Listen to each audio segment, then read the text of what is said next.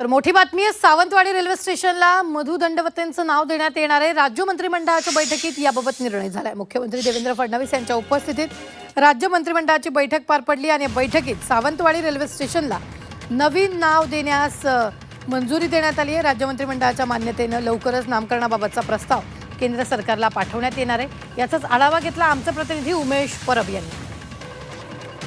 कोकण रेल्वेचे शिल्पकार प्राचार्य मधु दंडवते यांचं नाव कोकणातील रेल्वे स्थानकांना देण्यात यावं अशी मागणी अनेक वर्ष सातत्यानं कोकणवासियांनी लावून धरली होती आणि आज अखेर ती मागणी पूर्ण झाली आहे।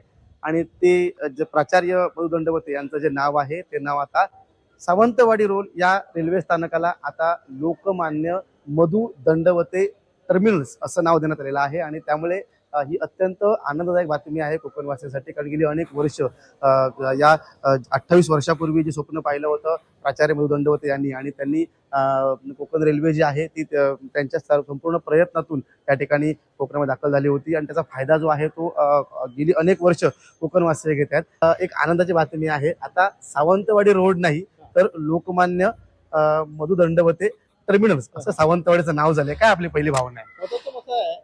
की आज कोकणामध्ये रेल्वे जी आली त्याला पूर्णपणे 100% कोणाची मेहनत असेल किंवा कोण जावं हे असेल तर पूर्ण श्रेय हे दंडवते साहेबांना जातं।